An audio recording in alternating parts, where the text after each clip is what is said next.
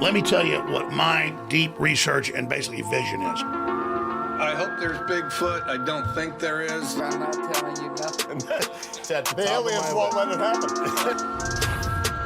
Happening now, breaking. Bernie Sanders is angry. Bears beats Battlestar Galactica. What are the tips? Give me some tips on how to work with Wes Anderson. Be ready to speak very fast and very clearly, because that's definitely one key thing. I will only tell the truth. Until you and 6 kids you barely know in wet bathing suits have surrounded 9 chimpanzees outside of a Wendy's. You probably really don't know yourself, okay? Yep.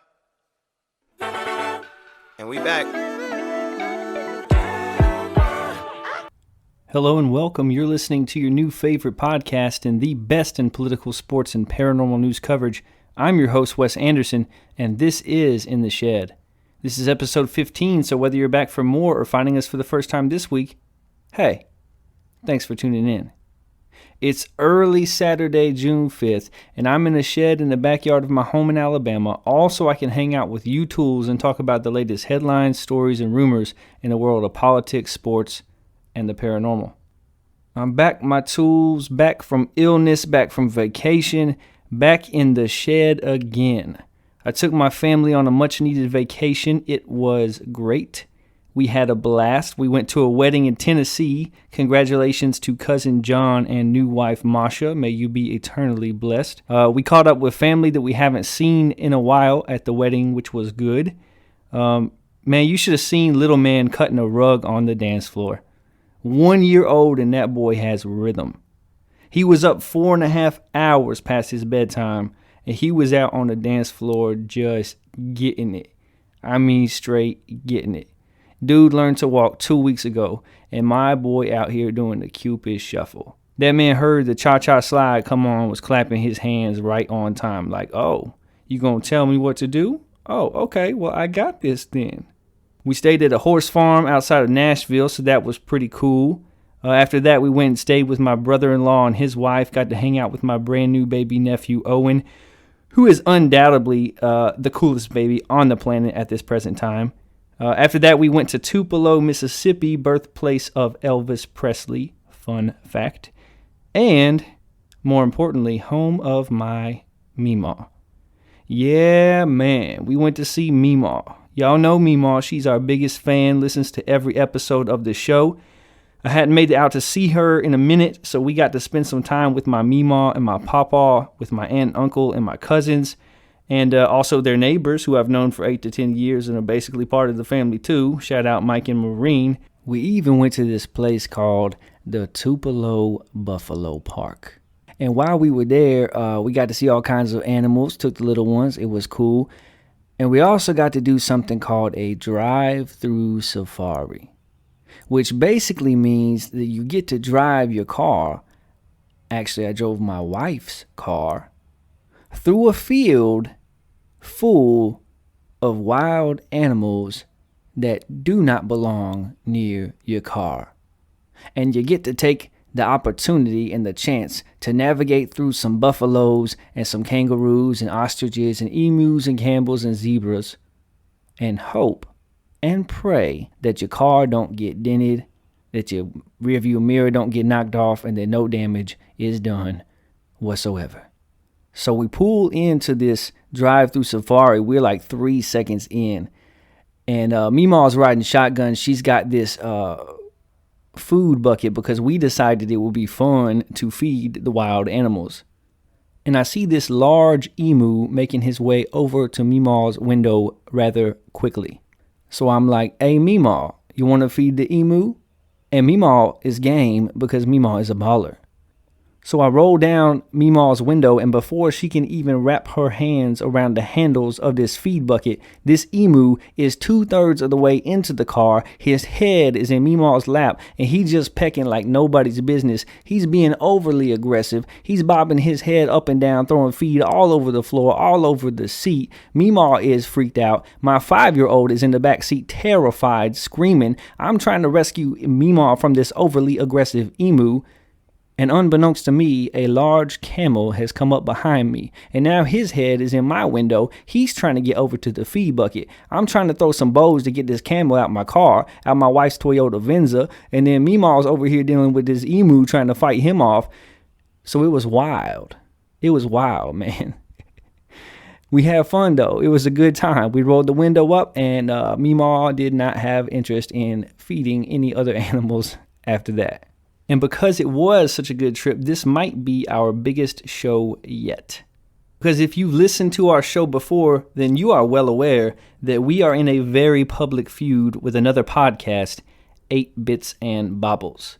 8 Bits and Bobbles is my cousin's podcast, he and his 2 friends, and they talk about all the things that they nerd out about. And on their last show, they had the audacity, the unmitigated gall, to do this. Hello, my name is Memaw, and I'm here to welcome you to 8 Bits and Bubbles.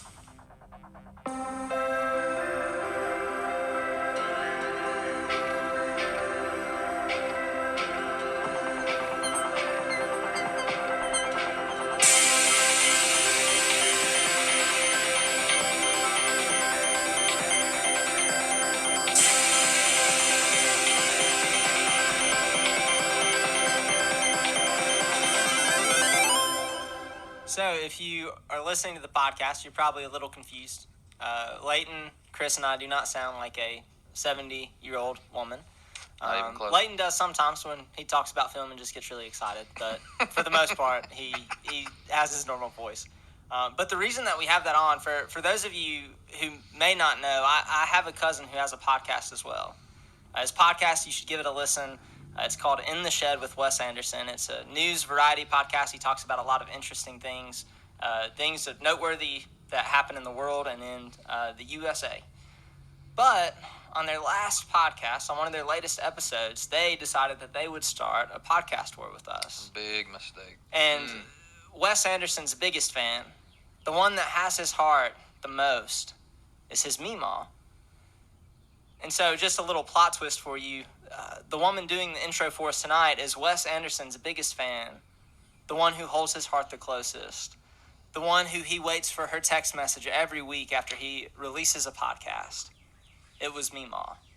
And in this one fell swoop, we have ended this podcast war that he started. It's done. It's done. It's over. Real quick. You can never recover. No matter how many text messages that Memaw sends you. No matter how many times she says that she has been excited for your podcast. No matter how many times she tells you she loves you. She's also my Memaw now. She's become 8 Bits and Bobbles Memaw. Yep. And she has done the intro for our show. So make of that what you will. But for those of you who are interested, it is seriously a very good podcast. He talks about a lot of interesting things. He talks about everything from Chinese game shows to political things that are happening in the country right now, to even Bigfoot festivals that he will never be invited to. So sad. It's so sad. Yeah, that's right. 8 Bits and Bobbles had Memaw do the intro to their show. First of all, I'm pretty certain that she said 8 Bits and Bubbles. So I'm not too offended that you had her on your show. But not only did they have Memaw do their intro, they said I would never get invited to a Bigfoot festival. And they said that the podcast war is over. Done. Finito. It's over. They won. Now, one of the cousins I visited in Mississippi is my cousin Brenton from 8 Bits and Bobbles. And I got news for you, cuzzo. After all, this is a news show. This war ain't over till Big Cousin says it's over. It's not over till the fat lady sings, and this ain't no musical. You didn't end the feud, big homie. You just sparked it up. And hey, if you want to get froggy, we can leap. You got me pretty good, I'll be the first to admit it. But listen, I got something for you.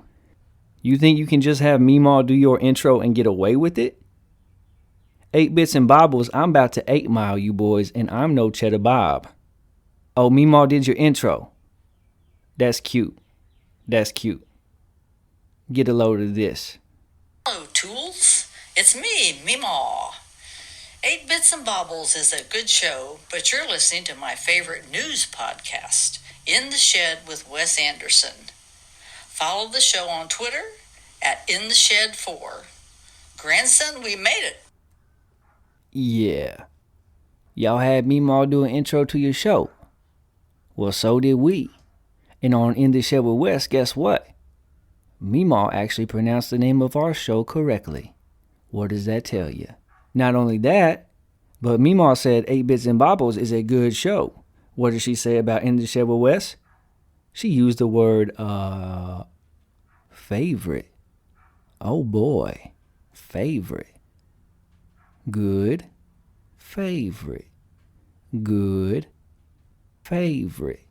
So at this point, you're probably hearing that and thinking, okay, big deal. We had Memaw do an intro, you had Memaw do an intro. I guess we're even. Nah, fam. Nah. It don't stop there. That's just the beginning. Listen. You're listening to the best news show in the land. That's your baby sister on In the Shed with Wes, calling us the best news show in the land. Good, favorite, good, best. So we got Memaw on the show. We got your baby sister on the show. But wait, there's more. I'm listening to In the Shed with Wes Anderson. Wait a second. Was that?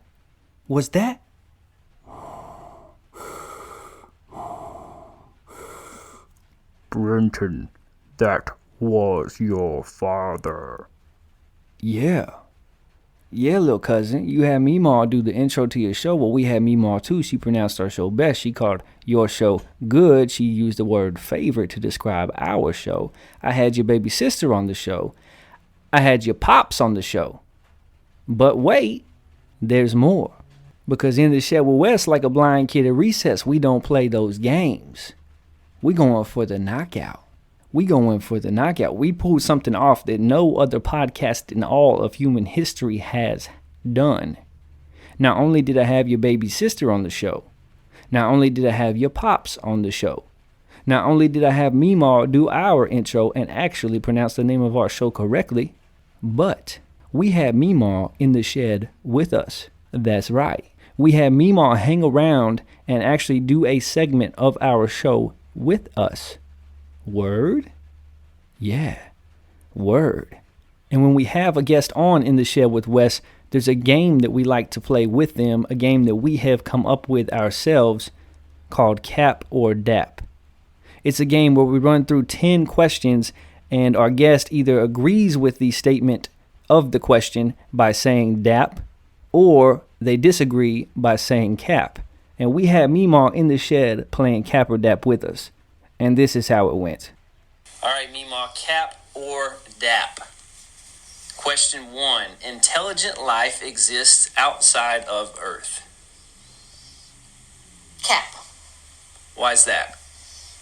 We don't have a lot of intelligent life on Earth. I'd hate to think that there's more out there. Yeah, I can see that. I'm going to say Dap. I think that as big as the universe is, somewhere there's some type of life out there. I think evidence is starting to stack up in that category. So I hear you, but I'm going to go Dap on that one. Well, we'll see. Someday. Number 2, the Brooklyn Nets will win the NBA championship. Cap or Dap? Cap. Mainly because I don't watch a lot of NBA basketball. Right. Now, if they have a lot of Kentucky players on their team, maybe they could handle that. For sure, that would help. That would help. A lot of good Kentucky players in the NBA. That's right. I'm going to go Cap also. I don't know. At first I thought the Lakers would win, but with Anthony Davis hurt, that doesn't look likely.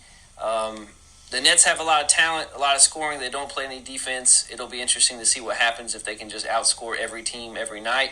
But I'm going to stick with Cap on that one. Do they have any Kentucky players? Not that I can think of. Well, none in the starting lineup, so there's that. It's going to be a Cap then. It's going to be a Cap. Number 3, The Lion King is the best movie of all time. Cap. I know you like The Lion King. Yeah. What's better? What's one movie that's better than The Lion King? There's so many. I also liked Steel Magnolias. That's a good one. While You Were Sleeping. I've seen that one. Don't think it's better than Lion King, but okay. Well, but it is so uplifting. Yeah, that's true. I like happy, uplifting movies. I think I'll disagree with you. I'll say DAP. I recently made a list of my favorite 5 movies that I eventually will share on the podcast. And I think The Lion King is number 1 for me. It's a movie I never get tired of watching. I've shown it to my children. You took me to see it in theaters. I did? Yeah, you did. Oh. You did. I remember seeing it. I didn't remember who was with me. So that's a DAP for me and a Cap for you. Number 4, Skyline Chili is good. I'd have to say Cap because I've never had it. You've never had Skyline Chili? I've never had Skyline You're Chili. from Ohio, and you've never had Skyline Chili? I was from Central Ohio. Central. Is that like a Northern Ohio thing? No, it's more of a Southern. Okay. I think. It was always Cincinnati Skyline, I think. Yeah, Cincinnati. That's right. And that Skyline is like the chili that they put all the different stuff in it. It's not just regular chili. I guess. But yeah. I like my chili just like I grew up eating it with. I don't want all this extra stuff in it. I just want chili. I want chili. Yep. And I'm gonna agree with you. I'm gonna say Cap. I've had it one time. I was not overly impressed. It's kind of one of those things that you either love or you hate. Most people I've talked to that have had it, they either loved it or they hated it. Number 5, Cap or DAP, New Orleans is the coolest city you've ever visited. Definitely Cap. What's the coolest? San Diego. San Diego. San Diego. You like San Diego? So far, yes, I did. Cool. I loved it. I think I'd like to go back. I like New Orleans. It's a cool city, but I think my favorite city I've ever visited, I would have to, this is going to be a weird one, but I would have to go with Albuquerque, New Mexico. I don't know. It's very different than anywhere I've ever been. I've spent a lot of time in the South. I've traveled the East Coast, but out there in the desert, it was just entirely different. So I really liked Denver, Colorado. That was another cool place I've been. Well, we were in Denver. We drove through it. Yeah. So we both agreed there. That's a Cap. New Orleans is cool, but not our favorite. Yeah. Number 6, Kentucky football finishes 2nd in the SEC East this season. Cap. And it really doesn't matter where they finish because the important one is where Ohio State's going to finish. Yeah, Ohio State is your favorite for sure. And, of course, I asked this question because I did my SEC East preview on last episode, and I had Kentucky finishing 2nd, which is a surprise. Most people would have them finishing behind at least Georgia and Florida, maybe even behind Missouri as well. But I decided that they're going to have a great year this year and win 8 games, so we'll see how that shakes out. That would be nice. It would be. It'd be fun. Number 7, emus are the most terrifying bird. Cap or DAP? DAP. I probably wouldn't have said that had it not been for yesterday. But they can be a little frightening. Yeah, they're aggressive. Aggressive birds. Very. And they're large. Right. They're pretty large. And they're hungry. Hungry, yes.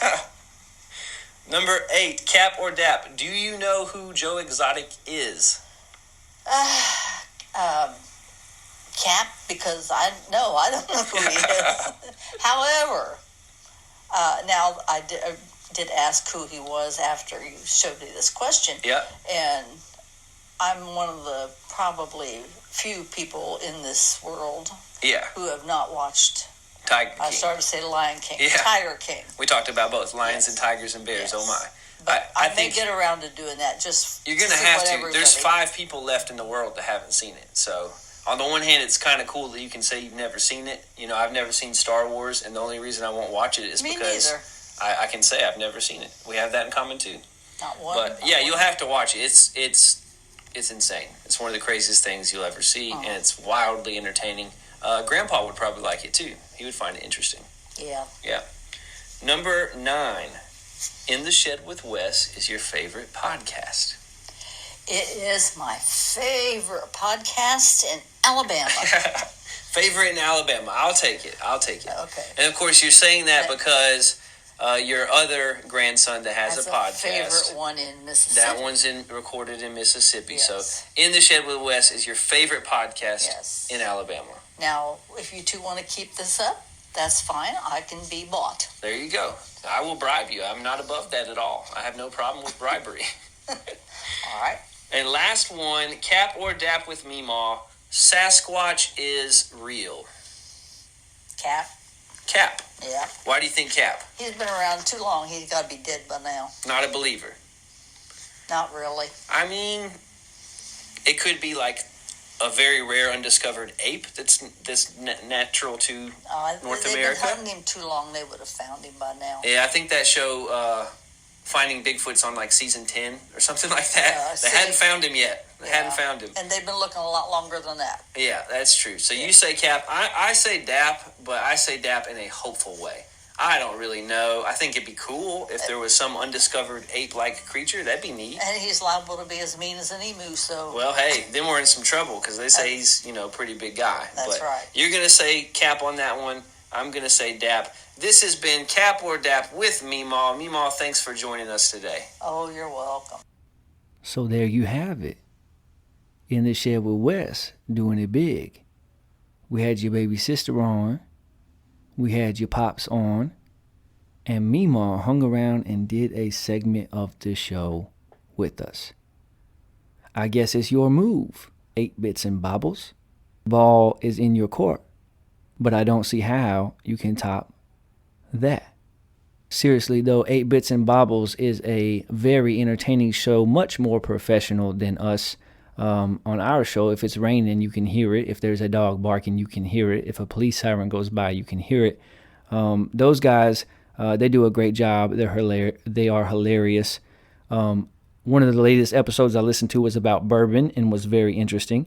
I also listened to an episode about musicals, and I do not like musicals. However, listening to them talk about it was very entertaining. So if you are so inclined, you should check out the show 8 Bits and Bobbles and leave it a good review on Apple Podcasts. But as far as our podcast feud goes, I'm sorry I had to do you like that, 8 Bits and Bobbles. You thought the podcast war was over, but In the Shed with Wes done took you out. Mama said knock you out, and Memaw helped. All right, enough of that. No time for comments or corrections or listener email. Although if you would like to email the show, you can reach us at intheshedwithwes@gmail.com. Again, that's intheshedwithwes@gmail.com, and we might even read it on air. Let's switch to the world of politics, and let's hit the headlines. Bill Gates and Warren Buffett team up to build an advanced nuclear plant in Wyoming, according to InfoWars. From the Dispatch, Senate Republicans ready to block Cooper as environment chief. The U.S. is sending at least 80 million surplus COVID-19 vaccines abroad, says NPR. DOJ probing Postmaster General DeJoy over former firm's political donations, writes ABC News. And finally, Biden is planning to make big changes to how U.S. handles asylum seekers at the border, and that is according to BuzzFeed News. Our first story in the world of politics, McConnell says focus is on stopping Biden agenda as Trump continues to push election lies. Senate Minority Leader Mitch McConnell said Wednesday that his focus was on stopping President Biden's administration, citing the unity in his caucus. 100% of my focus is on stopping this new administration, McConnell said during a press conference in Kentucky when asked if he was concerned that Republicans who acknowledge Biden as the rightful winner of the 2020 election could face political liabilities. 100% of my focus is on standing up to this administration, McConnell continued. What we have in the United States Senate is total unity from moderate Maine Senator Susan Collins to conservative Texas Senator Ted Cruz in opposition to what the new Biden administration is trying to do to this country. McConnell's comments come as his party continues to reckon with the legacy of former President Donald Trump, who handily lost the November election to Biden, but has continued to baselessly insist that he won. Trump remains wildly popular with Republican voters and is considered a leading candidate for the GOP presidential nomination in 2024.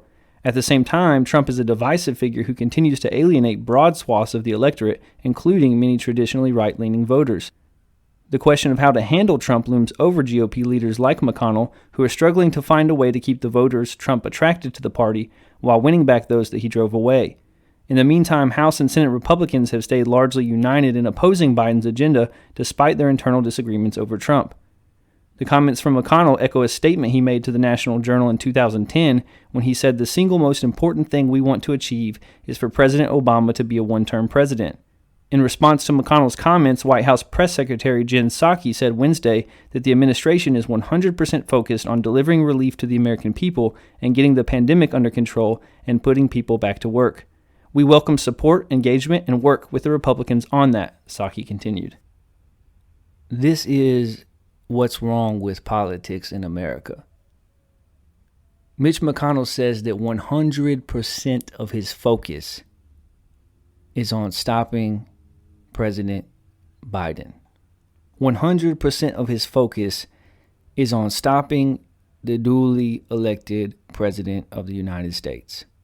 Think about that for a second. What implications does that give? Because personally, I am tired of the us versus them mentality in American politics. I am worn out and worn down by this hyper-partisanship that has taken hold of our political system on both sides of the aisle. And Mitch McConnell, when he says this, is saying the quiet part out loud. Because he's telling us in saying that all of his focus is on thwarting the Biden administration. He's telling us that he's not in office for the people that elected him. That in his mind, the biggest fish that he has to fry is not representing the people that put him in office and not accomplishing things on their behalf, but instead making sure that his team wins. Instead, pulling out all stops and doing whatever is necessary to make sure that he holds on to the power that he has and the position that he has. And look, I get it. Mitch McConnell is a Republican. There's currently a Democratic president. He wants his team to win. He wants his guy to win the next election. He wants to get a Republican in there. I understand that. But 100% of your focus is on stopping the president. How about focusing on representing the people that elected you?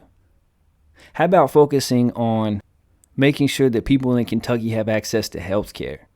How about focusing on immigration reform or on revamping the failing education system in our country, or working on correcting injustices in our prison systems, or criminal justice reform, or compromising on an infrastructure plan, or making sure that people have access to the vaccine, or bringing back manufacturing to our country? How about focusing on ending unnecessary wars and bringing our troops home? Like, to say that 100% of your focus is on stopping the other side reveals a lot about your character and about your motivation and about your mindset. This whole us versus them thing is weak, is short-sighted, and it shows that we have politicians elected who do not see themselves as servants to the public. The truth is, we need the left wing and the right wing in order for this beautiful eagle to soar, as we so often say on this show.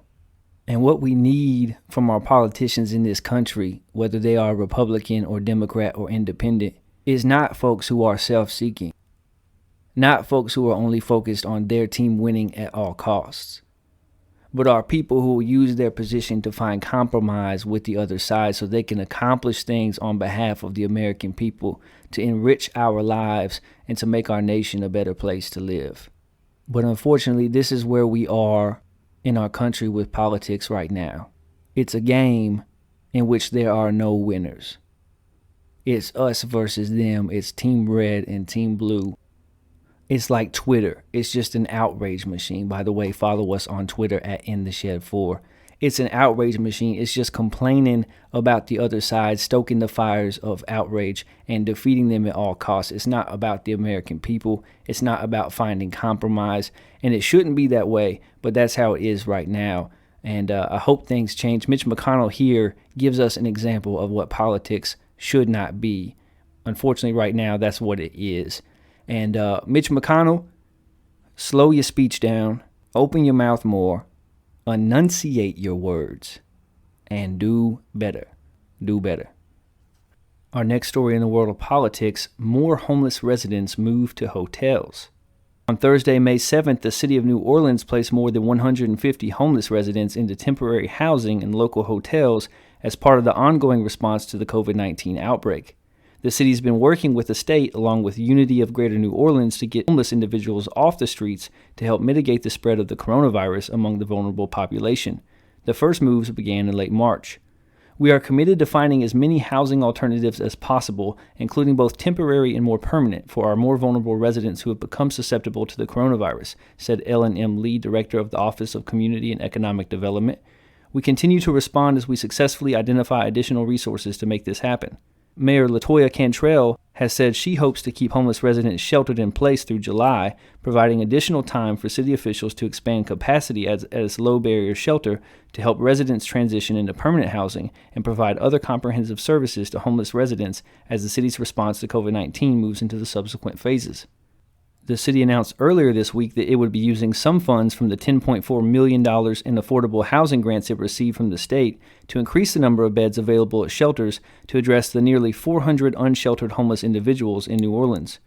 Through the Shelter Expansion and Rehabilitation Program, the city expects to increase shelter capacity by 300 beds, according to an announcement about the housing grant.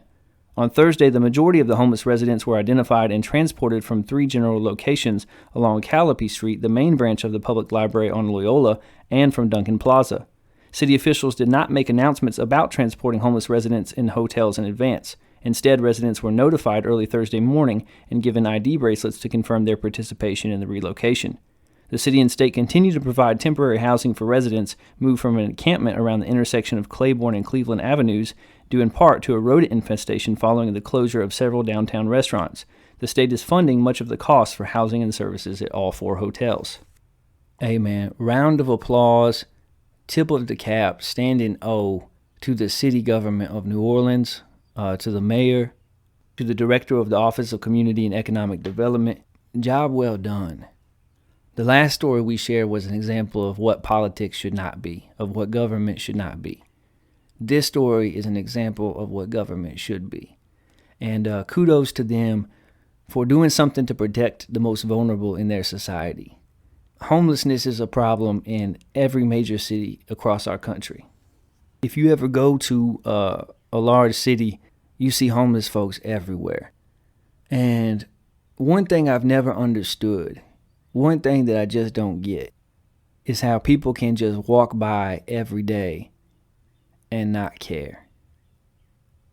How politicians can hold positions of power, can be over entire cities, and do absolutely nothing to help the people who need help the most in their city. Because whenever I go to a big city and I see folks that don't have a place to lay their head, it bothers me, man. It bothers me. It affects me to know that their life has gone in such a direction, whether because of addiction issues or mental health issues, or because they suffered trauma as a child or as an adolescent, to know that their life has ended up in such a place that they're on the street, that they have no way to get out of the weather, that they have nowhere to sleep, that they have no safety, they have no basic guarantees to quality of life. It affects me. Because these are people who are made in the image of God. And these are brothers and sisters and mothers and fathers and children. And it could be you or I. And a lot of cities think that they're doing the right thing, that they're doing the kind thing by just letting these people be. By just kind of ignoring them, by giving them carte blanche to go and do as they please. See California, see Los Angeles, for example. And it really doesn't help address the root issues. It doesn't fix anything. It just exacerbates the problem and makes it worse for those people. Then you have some cities, like one close to me, that actually make it illegal for you to be homeless because they don't want you to be seen, because homeless people are bad for tourism. A city near me has made it illegal to sleep in your car or on a park bench. They have set it up where if you are feeding people without a certain permit that is hard to get, you will be fined and ticketed. More time than once, they have voted not to allow shelters to be built or put in place because they just don't want homeless people in their city. And it's wrong. The way to fix this problem, the way to address it, is to take a comprehensive approach. Not just to ignore the people, not to outlaw the people, not to chase them off, but to address all of the root causes that lead to homelessness. To address mental health. To take care of our troops when they come home from war. Because if it wasn't so sad, it would almost be comedic to me how many politicians harp on and talk about our troops, and yet they do nothing to take care of our homeless community, our transient community. And an overwhelming majority of the homeless folks that I have gotten to know over the years are veterans. They are people who have served our country in the Air Force and the Army and the Navy, who have spent time overseas, who have risked their lives, who have borne the brunt of war, and then they come home, they hit some hard times, and we're not there for them like they were for us. And you may not be aware, but an overwhelming majority of homeless people are not homeless because they are lazy. They actually have jobs or are trying actively to get jobs, but if you don't have nice clothes to wear to a job interview, and if you don't have transportation, and if you don't have a government-issued ID, and if you don't have a phone or a way to follow up on job interviews or even to find out if you got the job, it can become pretty hard to get or to hold down a job. So you got to address things comprehensively. You got to have job programs. You got to work on affordable housing and evictions. You got to address the war on drugs. You need criminal justice reform. You need accessible health care, food programs, programs to address issues of addiction and mental health. I recently saw one city, I can't remember where it was, but they actually had taken a rundown park or a place where a school used to be that was demolished, and they built a lot of tiny homes, and they made like a village, and they're housing their homeless population in those tiny homes, and they have a whole program set up, and you have to actually do some things to be a part of the program in order to stay, but they give you a house. They give you resources to groceries and to food. They put you in a job. They give you opportunities to get government-issued ID. They give you access to counseling, access to services to address issues of addiction and mental health. That's the way to go. We need more cities that are willing to step up to the plate, more governments, more politicians, more leaders who are willing to step up to the plate and address this thing comprehensively, because in a country like ours, the richest in the history of the world, there's no excuse for allowing other people who are made in the image of God to suffer needlessly. And I know that some people are there, are homeless because they choose to be, or because they can't face up to the decisions in life that they have made, or they're there because of the decisions that they have made. I know that some of them suffer from different things. I get that. But something has to be done, and something can be done. We know the ways to help these folks. And for the most part, if we offer a hand up, not charity, but a hand up, just an opportunity for folks to get back on their feet, you will be surprised how many people take advantage of that opportunity and change their life around. So kudos to the city of New Orleans. Job well done to the mayor. I hope that for them, this is just a first step in a comprehensive plan. I hope that even after the pandemic is over, that they will continue to do things necessary in order to help this vulnerable population. And I hope that it will be an example to other cities, that other cities will follow suit, that other mayors, other governments, other local governments will follow suit, and that this will become a thing not only that is applauded, but is expected from our government to take care of its people. Our churches need to do a better job. Our communities need to do a better job, and so do our cities. Our next story, Neera Tanden appointed White House senior advisor. Neera Tanden has been appointed as a senior advisor to U.S. President Joe Biden 2 months after she withdrew her nomination as director of the White House Office of Management and Budget due to stiff opposition from Republican senators. Tanden has been entrusted with 2 tasks: to launch a review of the U.S. digital service and to plan contingencies that could result from the Supreme Court's consideration of Republican lawsuits seeking to strike down the Affordable Care Act. Tanden, 50, is currently the president and CEO of a progressive think tank, Center for American Progress.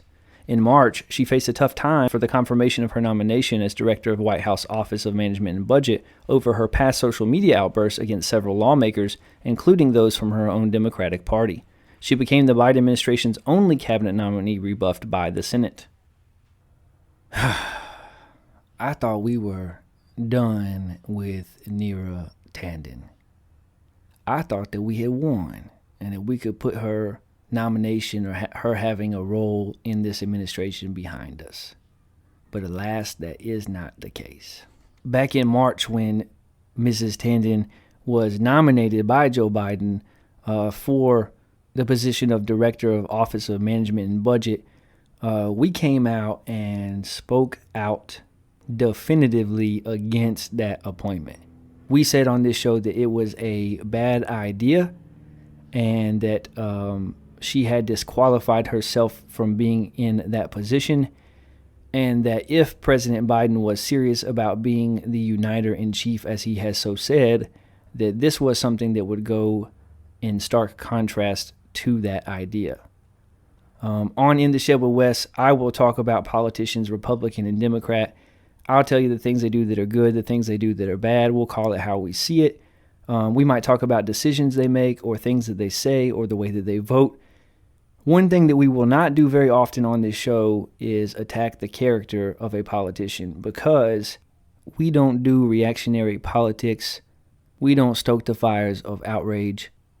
We're not over the top or bombastic. But, in this case, it is clear to me that Neera Tanden's actions and behavior and choices over many years, and that her record clearly disqualifies her from a position in this administration.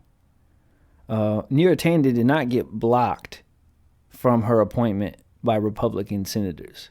That is not correct. She got opposed by Republican senators. The reason she was blocked is because the progressive wing of the Democratic Party was also very much against her appointment. And if AOC and Ted Cruz both agree that you do not belong in the White House, you might not belong in the White House. Those people don't agree on much of anything. It's not just that Neera Tanden tweeted some mean things. It's that she tweeted some absolutely vitriolic things against Bernie Sanders supporters, against Trump supporters, and even against Bernie Sanders himself, once calling him a fake Jew.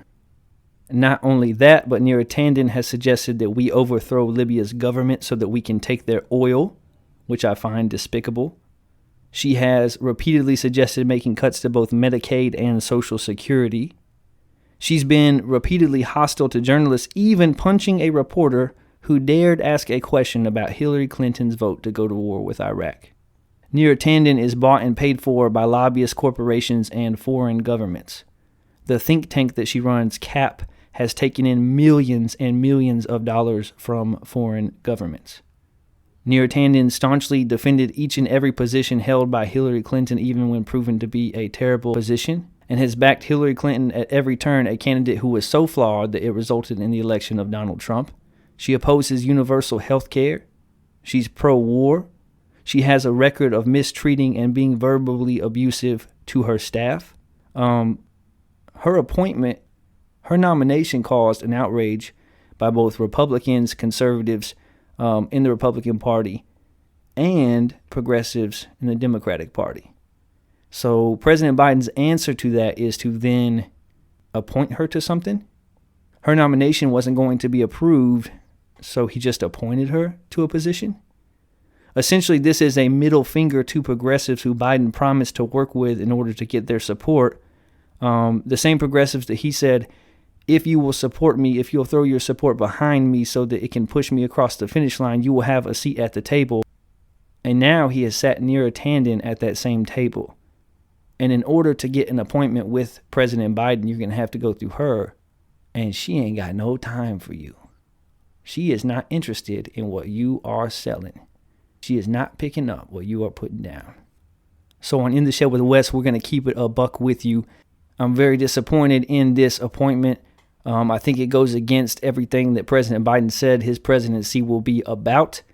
And I just hope that he will be a man of his word, that he will keep his promise, that he will work hard to find compromise with Republicans who are in office, that he will also work with the progressive wing of his own party, that he will work hard to find places of unity. This ain't it. This ain't it, big dog. Listen, fat, this ain't it. So disappointed to see that we are not through with Neera Tanden. Neera Tanden rides again. And unfortunately, this time there is nothing that we can do about it. Our last story in the world of politics, Florida student accused of rigging homecoming queen vote could face 16-year sentence. A Florida high school student accused of rigging her school's election will be charged as an adult. Emily Grover and her mother, Laura Carroll, assistant principal at Bellevue Elementary School, were arrested in March after authorities said the duo used Carroll's special access to the district's student data system to cast hundreds of fraudulent votes for Grover in the homecoming queen election at Tate High School. Grover was arrested when she was 17 years old, but turned 18 on April 16th. This is not unusual with young people of that age, said Assistant State Attorney John Mulchin. Juvenile court cannot do anything or supervise them after they become 18, so it just makes better sense to move them into adult court where they can be supervised effectively. While Grover will be charged as an adult, the court still has the ability to impose juvenile sanctions. Carroll remains free on a $6,000 bond, and Grover is free on a $2,000 bond. Prosecutors said the mother and daughter each face a maximum 16-year sentence. They're each charged with offenses against users of computers, computer systems, computer networks, and electronic devices, a third-degree felony, unlawful use of a two-way communication device, a third-degree felony, criminal use of personally identifiable information, a third-degree felony, and conspiracy to commit these offenses, a first-degree misdemeanor. In October, the Escambia County School District's election software application flagged hundreds of votes in the homecoming election as fraudulent, causing the district to contact the Florida Department of Law Enforcement. An investigation revealed the two ultimately cast 246 fraudulent votes across two devices, according to authorities. At about the same time, the district's student council coordinator was notified that Grover had allegedly talked about using her mom's Focus account with district-wide access to cast votes, according to arrest warrants. Focus is the student data system where parents, teachers, and students can access information like grades and health records. The investigation also found that Grover openly used her mother's account to access other students' profiles. Law enforcement officials collected 9 statements from students and a teacher who said they either heard Grover talking about accessing the account or watched her log onto it over the course of 4 years. FDLE spokeswoman Jessica Carey said the investigation into that matter was ongoing. Grover was ultimately expelled from Tate High School, according to her arrest warrant. Carroll was suspended from her position after the arrest. School officials have declined to say whether they have since terminated Carroll, citing the ongoing court case. Yo, what are you doing? What are you doing, Mama? This lady cares so much about whether or not her teenage daughter is elected homecoming queen that she will put her job in jeopardy. She cares so much whether her teenage daughter gets the crown at homecoming that she will put her paycheck on the line. That's crazy. That's crazy. What are you doing, Mama? Why do you care so much if your daughter is elected homecoming queen? What's in it for you? What do you get? Are you so insistent on living vicariously through your daughter that you risk your very ability to provide for your family? Like, hey, you can mark my words, Tools. I will never live vicariously through my children. I will celebrate their victories. I will be with them when they are down and out. But hey, I got my own life. I got my own thing going on. I'm doing me, and I'm busy. Like, if your daughter ain't gonna win Homecoming Queen, just let your daughter not win Homecoming Queen. Like, I think it's important for kids to lose sometimes. I think it's an important part of life to learn that you are not the best at everything you do. I think that it helps you develop humility and self-awareness. Sometimes there's going to be people who are better looking than you. Probably not better looking than my children, but hey. Sometimes there will be people who are smarter than you. Probably not smarter than my children, but hey. Sometimes there will be people who are better musically, who are more talented, or who are better at athletics than you are. It is a part of life. You do not always win.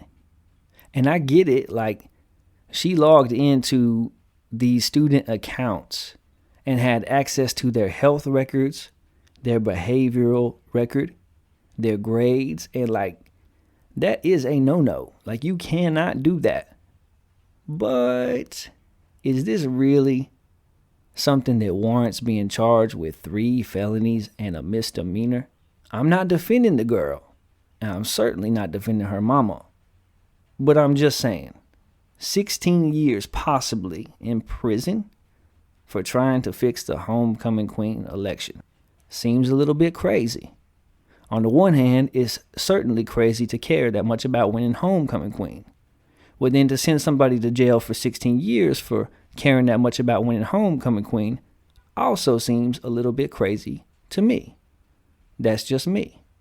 I'm sure she won't actually get 16 years, but to me, this is a situation where the girl should be expelled, and she was. The mama should be fired, and I'm sure she will be, and she will have a very difficult time ever getting a job at a school again, which she should. But 16 years? Nah. Maybe a little bit of jail time to teach them a lesson. Certainly probation, community service, maybe a hefty fine. But 16 years. Side note, this story is happening in Pensacola, Florida, which is 45 minutes from the shed. Yeah, that's just right down the road, my babies. 45 minutes away from where your boy sits right now. Pensacola, Florida, the place that I was born. Fun fact. Hey, my mom is a teacher. Both of my sisters are teachers. I ain't logging into nothing. And I do not care if I or my daughter or anyone in my family ever gets elected Homecoming Queen. That's all for the world of politics. Let's switch to this, the world of sports. And let's hit the headlines. Johnny Manziel says he made a decent living while in college selling autographs. Ja Morant's father says he's now pulling for the Utah Jazz after they showed his family love. Buccaneers quarterback coach says knee injury may have bothered Tom Brady all season last year. The Detroit Lions are interested in signing running back Todd Gurley. Quarterback Pat Mahomes is ready for action after recovering from toe injury. Patriots offensive coordinator Josh McDaniels sees a year or two leap ahead for Cam Newton. The Washington Wizards have yet to make a decision on the future of coach Scott Brooks. Virginia Tech freshman football player charged with murder. Former LSU tight end Eric Gilbert is now transferring to Georgia. And the Detroit Pistons add former Michigan coach John Beilein to staff in a player development role. The Atlanta Braves won a game the other day, 20-1. And you know what that means? Absolutely nothing. We don't talk baseball on this show. Let's talk some NFL football. And let's talk about my favorite coach, the most entertaining coach in all of the NFL, Dan the Man Campbell. Detroit Lions head football coach, Dan the Man Campbell. If you remember, we have talked about Dan Campbell on the show before because when he was hired, he had his opening press conference and he said this. All right, here's what I do know is that this team is going to take on the identity of this city, all right?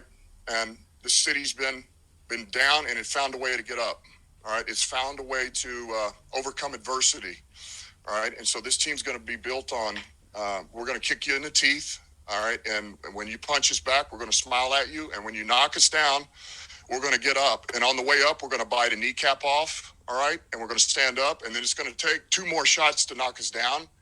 All right. And on the way up, we're going to take your other kneecap and we're going to get up. And then it's going to take 3 shots to get us down. And when we do, we're going to take another hunk out of you. Before long, we're going to be the last one standing. Dan Campbell, crazy. Dan Campbell, a wild man. Dan Campbell talking about you gonna knock us down, and on the way up, we gonna bite your kneecap. He talking about some cannibalism, the knee bone connected to the shin bone connected to the... Dan Campbell is a fool. A full-fledged fool. And he's back at it again. Because not only did he talk about biting kneecaps in his opening press conference, but your boy went on a podcast. And on the podcast the other day, Dan Campbell said this. I'll tell you what I would really love to do just in general, and I've talked to Sheila about this. I don't think we're going to be able to do it, but I would love to literally just have a pet lion. Yes! Just a legit pet lion on a chain. And he really is my pet. We just walk around the building. We go out to practice. We're in 7-on-7. We're behind the kicker when he's kicking. We're just... There we are. On the sidelines, yeah. Yeah, you should. You know what you should do is you should get 2 of them and put them on each sideline and just teach the guys not to go out of bounds. Don't avoid contact. And on command, you could train him. Like if one of your groups isn't doing well, you could just take him over to their section and just have him take a dump right there in the middle of where their section is at. And then bring him on back. Yes. I mean, think about it. Be outstanding.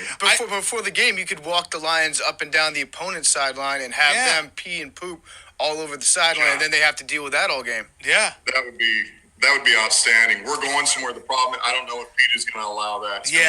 I don't think so. We would take great care of it. It would be fed well. It would be petted. It would be manicured. I might end up losing an arm because of it, but that would be even better, because it would validate what this is a creature now. This is an animal. This is from the wild. Would you give up an arm just to motivate your team? Ooh, possibly. For Super Bowl. If I said, Dan Campbell, you are going to win a Super Bowl in Detroit. Yes. There it is. Dan Campbell, crazy. Not only does this man talk about cannibalism in his opening press conference as head coach of the Detroit Lions, but now this man says he want to bring an actual literal lion on a chain onto the practice field to take a dump behind the kicker to intimidate his offensive line, and that he would even sacrifice an arm to that lion if it meant winning a Super Bowl in Detroit. This man crazy. I can't lie. I'm going to be watching the Detroit Lions this year, man. I want to see what happens with Dan Campbell. And if you watch full interviews with this guy, he's not a dumb dude. Dan Campbell, he's charismatic. He's actually a pretty smart guy. When he was the interim coach of the Miami Dolphins, they improved a lot. So I'm not even saying that he's going to be a bad head coach. I'm just saying that he's crazy. If I'm a team owner, this whole alpha male, dumb jock vibe that Dan Campbell is sending out into the universe might not be the look that I want for my head coach. I'm just saying. But Dan Campbell crazy. I kind of feel like maybe Dan Campbell, I know he said this sort of tongue-in-cheek, but I kind of feel like maybe he was serious, that he actually might have had a conversation with the team owner and been like, I want to get a lion. And had she said, I think we can do that, he would have been like, yes, I finally get a lion. And Dan Campbell probably wouldn't have had that lion on a chain. Dan Campbell would have rode that lion into practice, because that's who Dan Campbell is. He crazy. Dan Campbell might be a lion. He is the Lions head coach. The next story that we want to cover this week in the NFL is the newest tight end that everyone is talking about, one Timothy Tebow. That's right, people. Tim Tebow is back, not as a quarterback, but he's trying to make the roster of the Jacksonville Jaguars as a tight end. And we didn't talk about this story on our last podcast, even though it was already rumored that Urban Meyer and crew were going to sign Tim Tebow. because it really was much ado about nothing. It really wasn't a story. And even now, it's not really that much of a story, except that it involves Tim Tebow, and anything that involves Tim Tebow is first page news, because people love Tim Tebow, and because people despise Tim Tebow. And to be honest, I don't really get it, because Tim Tebow is a hardworking guy. He's a person of good character. He's a good role model for the young people. And all that has happened is that he's been invited to training camp. Tim Tebow hasn't made a roster. And the Jacksonville Jaguars are a terrible football team. They were terrible last year. That's why they had the number 1 pick, and they picked Trevor Lawrence. They have their quarterback. And now Tim Tebow has been given an opportunity to make the team. He hasn't even made the team yet. The Jaguars have 5 or 6 tight ends who are trying to make the roster. They had 2 tight ends that were on the team last year. They got Tim Tebow, someone else came in, and then they drafted a tight end out of Ohio State in the 5th round of the draft. It is no guarantee that Tim Tebow makes this team. He's just being given a chance. And Jaguars head coach Urban Meyer is in his first stint as an NFL coach. So who is someone that he knows, that he trusts implicitly, that he can put around his squad that he feels like would be a good influence and that would help build the type of culture that he desires to have in Jacksonville? Tim Tebow. And who lives 3 doors down from Urban Meyer in Jacksonville and is trying to figure out what his next step will be and where his career will take him next? Tim Tebow. So all that's really happening here is a head coach and a football player who have a relationship from the past, who respect each other, who know each other, have given each other a wink and a nod. They're doing something that might be beneficial to each of them, and Tim Tebow has been invited and has an opportunity to make this team. Sometimes it is who you know and not what you know. On ESPN, they keep saying Tim Tebow has never played tight end before. Actually, he did in 9th grade. He scored 12 touchdowns, but that's a different story. But look, we have seen people who have never played tight end before, who have never played college football before, come off of a basketball court and have a Hall of Fame career at tight end in the NFL. So am I offended that Tim Tebow gets this opportunity? No, I'm not. If he's good enough, maybe he'll make the roster. If they have a spot for him, if he can prove that he can block, that he can catch, that he can run routes, that he can play special teams, then maybe he'll be the 3rd tight end on the roster. And if so, it's because he's put in the work and he's proven himself. He's won over the coaching staff, the position coaches, and his teammates. And if not, then Urban Meyer and Tim Tebow shake hands. Urban Meyer says, Timmy, you tried hard, you worked hard. Thank you for putting in some time with us. Would you like to be the team chaplain or assistant coach? And if not, have a great career in broadcasting. That's all that's happening here. Tim Tebow has a chance. And I'm not offended by anyone getting a chance. That don't threaten me at all. It's plenty of people who are upset about this, but this is not some guy off the street just getting put there because he knows the head coach. This is one of the greatest college football players who's ever played, and this is a guy who's already played in the NFL, granted 6 or 7 years ago, and when he did play in the NFL, everyone and their mama wanted him to be a tight end. So this makes sense. This hurts no one, and it don't bother me at all. All right, next let's talk some NBA playoffs. And let's take a look at the play-in tournament. In the East, I was right about the Pacers absolutely running over the Charlotte Hornets, but I was wrong about Boston being beat by the Washington Wizards, and I was wrong about the Pacers making the playoffs. In the West, I was right about the Grizzlies beating the Spurs, and I was right about the Lakers beating the Warriors, but I was wrong about the Warriors making the playoffs. Of course, John Morant and the Grizzlies made it instead.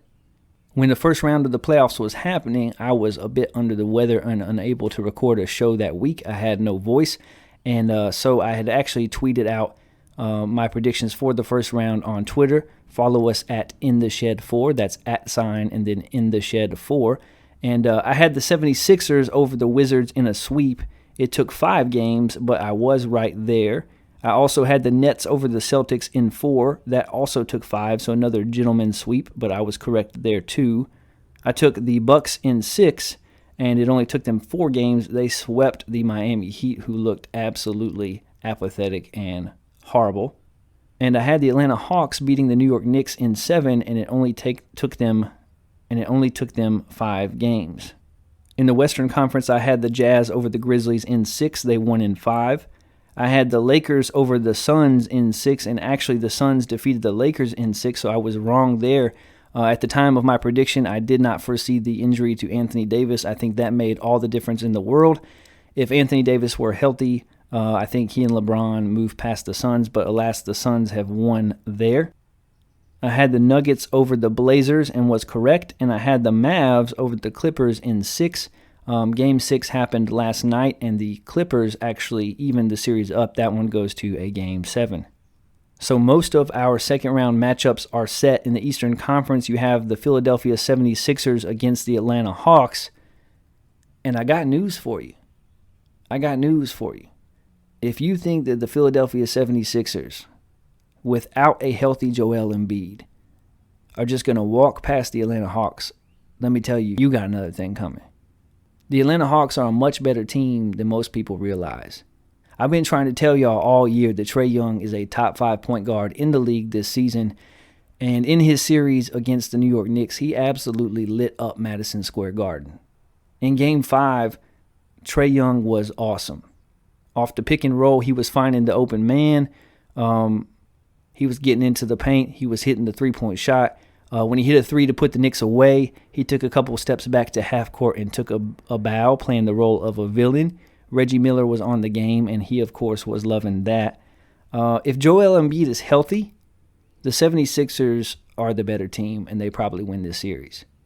But if he is not, if he's less than 75%, if he's not effective, or if he doesn't play at all, the Atlanta Hawks have a chance to upset the 76ers. I know y'all don't watch the Hawks. They're not on TV very often. They're one of the 2 teams I keep up with the most. I love the acquisitions they made in the offseason. I told you guys in our NBA preview that the Atlanta Hawks would be the 4th or 5th seed in the East, and they proved me correct. I didn't think that the addition of Rajon Rondo would work out, and it didn't. They traded him for Lou Will, which was a good move for the Hawks. But their addition of Gallinari to come off the bench and add some firepower was a good one. Their addition of Bogdanović to be their starting shooting guard has worked out tremendously. And to have Clint Capella as their center, he just fits perfectly. Catching the lobs, doing the pick and roll with Trae Young, cleaning the glass. If Joel Embiid is not playing, he's going to give the 76ers front court fits. An old Dwight Howard is not going to keep up with Clint Capella. So I'm not quite ready to pick the Hawks to win this series yet. I want to wait till Sunday and see if Joel Embiid plays in Game 1, how that one goes. But if you're a 76ers fan, you better hope that the 76ers don't give Game 1 to Atlanta, because that's the same mistake that the New York Knicks made. They let the Hawks come into the Garden and take home court advantage, and it gave the Hawks confidence, and they won. And if the Hawks go into the 76ers arena and steal Game 1, the 76ers are going to have a tough time. In the East, you also have the Milwaukee Bucks versus the Brooklyn Nets. That is going to be a series to watch. I can't wait to see that game tonight. Because of all teams in the league, the Bucks probably match up with the Nets the best. Because Giannis can actually guard Kevin Durant. He can't stop him, but he can guard him. And Jrue Holiday, he can guard Kyrie Irving. Jrue Holiday is one of the better defenders at the guard position in the league. And Chris Middleton can at least body up James Harden and slow him down. I know I've been very critical of the Bucks' playoff chances on this podcast because of past performances. When the Bucks have made the playoffs in the past, teams have just packed the paint and they have made Giannis into a shooter, which he is not. And what that has done is it made Chris Middleton responsible for carrying the load offensively, and Chris Middleton is not a one. But like the Hawks, the Bucks have made some really good additions in the offseason. And adding a player like Jrue Holiday, who can play defense, who can add toughness, who can create his own shot, who can knock down a three. Adding a player like P.J. Tucker, who can make the corner three, who can add toughness, who can play defense. Adding a player like Bobby Portis, who can rebound, who can add toughness, who can play defense, who can hit a three. It's really alleviated a lot of the strain that was on the Bucks in past playoff runs. And it's made them a better team. Mike Budenholzer is going up against a coach in Steve Nash, and an assistant in Mike D'Antoni. Steve Nash, who has no experience as a head coach, and D'Antoni, who is an offensive coach but does not interest himself in defense. And Budenholzer has a chance to scheme some things up and to put a plan together that can be effective against this Nets team. And this is a really interesting series to me because you have one team that has a star in Giannis and actually has some pieces added around him now who plays good team basketball, who plays defense, who can also shoot a little bit. And then you have a team like the Nets who do not care about defense at all, but who also have 3 of the best scorers in the game. I don't think there is a team that can stop the Nets. But if the Bucks can slow them down, they may have a chance in this series. I put out to our Twitter followers, our 220 of them, which is not bad considering we have just had Twitter 2 weeks. Follow us at InTheShed4. I put out a poll, who do you think will win this playoff matchup, the Bucks or the Nets? And 71% of you guys said the Bucks. I was surprised. Out west, you have the Jazz, who will be taking on the winner of the Mavs and the Clippers series. And the Jazz are a team that we have not paid any attention to. We have not talked about them at all. Nobody has talked about them at all because they are just very businesslike. They play defense. They hit the 3. They got a star player in Donovan Mitchell. They have a good post defender in Rudy Gobert, a rim protector. They have role players and they have scorers off the bench, a good coach in Quinn Snyder. And they're capable of beating either the Mavs or the Clippers. Whichever team wins, the Jazz are very capable of beating either of them. But I think the one thing the Jazz are hoping is that the Clippers do not win Game 7 in Los Angeles. Because in my estimation, the Jazz match up much better with a team like the Mavs than they do with the Los Angeles Clippers. Because the one thing the Clippers have is wing players who can create their own shot and who play defense. They've got them in spades. And that's one thing the Jazz don't have. The Jazz have a good star guard. The Jazz have a center. They don't have any wings that can match up with Kawhi Leonard and Paul George. Luka Doncic is playing better than anyone in the playoffs up until last night. In Game 6, with an opportunity to put away the Clippers, he wasn't aggressive on the offensive end. He allowed himself to be double-teamed. He passed the ball too much. He drove to pass, not to score. And he only scored 19 points, and they lost the game. Kawhi Leonard looked like Kawhi Leonard of old. He scored 45 points, a career playoff high, and forced a Game 7. I look forward to seeing Game 7 between the Mavs and the Clippers. This is a weird series because the road team has won every game so far. So will that hold up, and will the Mavs win in Game 7 at the Staples Center, or will the Clippers move on? Adam Silver hopes that the Clippers will move on. The other matchup in the West is the Suns versus the Nuggets. And the Suns are a good basketball team. Devin Booker has played great in the playoffs. He was the best player in the series against the Lakers. Ayton has been a force in the middle. The Suns have a lot of talent on their roster. But Chris Paul is also hurt. As is customary for his team, he made them a lot better just having him on the roster this year. He helped build a culture there in 1 year for Phoenix. But then the playoffs came, and now he's hurt. And I'm not sure without a healthy Chris Paul about the Suns beating the Nuggets. Because I know that Jamal Murray is out for the Nuggets, but the Joker is the real deal. And Mike Malone is a good head coach. And the Nuggets are a tough team. Michael Porter is coming into his own. Paul Millsap is good off the bench. The Nuggets just seem like a team that can find a way to win. So the second round of the playoffs is almost set. 76ers versus Hawks, Bucks versus Nets, Jazz versus the winner of the Mavs and the Clippers, and the Suns versus the Nuggets. I'm going to put my picks out Sunday evening on Twitter. Going to go ahead and pick each of those second round matchups, and we'll see how we do. I did pretty well in the first round, didn't I? Got almost every series correct. If you want to know the real, if you want to know what's going to happen, tune in to In the Shed with Wes Anderson. We're going to give it to you. Our last story in the world of sports, our In the Shed with Wes SEC West Division preview. Yeah. On our last episode, we ran through the SEC East and gave our predictions of how we think things will shake out there, how those teams will stack up. And this week, we're going to take a look at the SEC West, 1 through 7, and let you know how we see that division shaping up this upcoming season. Finishing 7th place in the SEC West, I have the Mississippi State Bulldogs. Mississippi State is in the second year for head coach Mike Leach. They do have quarterback Will Rogers returning. I expect him to have a better season, and their offense is going to have to be a lot better because they were awful last year. And a lot of it might have had to do with the fact that there wasn't much of an offseason. Mike Leach's system is one that is hard to pick up if there is not an offseason. Their defense is going to have to be solid again this year. Last year, the Bulldogs went 4-7. This year, I have them going 4-8 and 1-7 in the SEC. I think Mississippi State beats Louisiana Tech, NC State, Vanderbilt, and Tennessee State, and I think they lose to everybody else. I like Mike Leach. He's a lot of fun. He's a good football coach. Maybe things will work out for him in Mississippi State, but I don't think this will be the year that you see it on the field. Finishing 6th in the SEC West, I have the Arkansas Razorbacks.